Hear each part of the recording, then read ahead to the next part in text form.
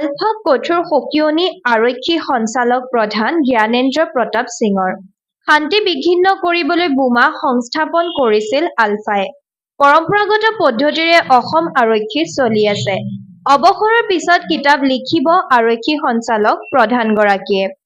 তেজপুৰ বিশ্ববিদ্যালয়ৰ নৱাগত ছাত্ৰ-ছাত্ৰীয়ে মত বিনিময় এক কাৰ্যসূচীত অংশগ্ৰহণ কৰি এই মন্তব্য জিপি সিঙৰ।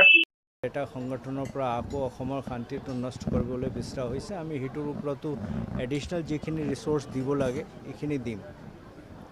মই কিন্তু আজিও ভাবোঁ যে অসম আৰক্ষীৰ প্ৰাইমেৰী কনচেনট্ৰেশ্যন এতিয়া অহা 50 বছৰৰ অসম কেনেকুৱা হ'ব সেইটো গঢ়িবলৈ অসম আৰক্ষীয়ে কি কৰিব লাগে সেইটোৰ ওপৰতহে হ'ব লাগে। আৰু ইয়াৰ লগত যিখিনি আকৌ বেয়া দিন ঘূৰাই আনিবলৈ বিচাৰিছে সেইটো ৰোধ কৰিবলৈও আমি এটা ৰিচোৰ্চ দিব লাগিব আৰু এইটো আমি নিশ্চয় কৰিম।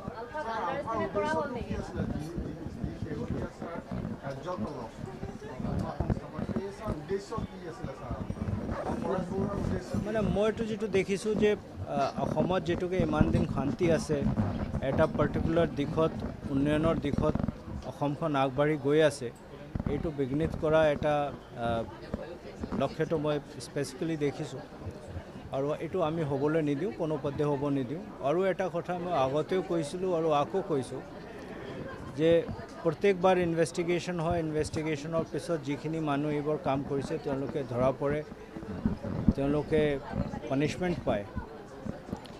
এই সৰু সৰু ল'ৰা ছোৱালী যিবোৰ এইটো কৰি আছে ফাইনেলি পানিছমেণ্ট পাই আছে, তেওঁলোকৰ আহ্বান কৰিছোঁ তেওঁলোকে এইটোত যাব নালাগে। যিখিনি মানুহ বাহিৰত আছে তেওঁলোকে আজিৰ অসমৰ যিটো বাস্তৱিক পৰিস্থিতিটো বুজি নাপায়, অসম কিমান উন্নয়ন হৈ গ'ল এইবোৰ বুজি নাপায়। ইয়াত থকা মানুহখিনি যিখিনি গ্ৰাউণ্ড ৱৰ্কাৰ হওক আদাৰৱাইজ হওক তেওঁলোকে এইটো বুজি পায়।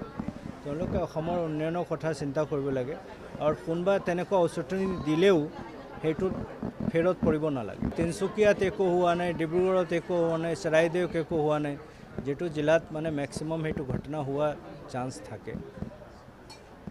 আৰু আমি সদায় এটা কথা মনত ৰাখিব লাগিব যে আমি যোৱা 40 বছৰৰ এটা ইনচাৰ্জেঞ্চিক এতিয়া শেষ পৰ্যায় পাইছোঁগৈ। আইচলেটেড ক'ৰবাত সেইবোৰ ইনচিডেণ্ট হ'ব, কিন্তু আমি সেইটোৰ পৰা হতাশ হ'ব নালাগে। আমি সেইটোৰ পৰা আৰু আগবাঢ়িব লাগে যে আমি এইটো খতম কৰি দিম আৰু লগতে অসমৰ উন্নয়নক নষ্ট কৰিবলৈ যিবোৰ মানুহ ওলাইছে তেওঁলোকৰ বিৰুদ্ধে আমি ষ্ট্ৰং একশ্যন ল'ম। I am not disheartened, I am not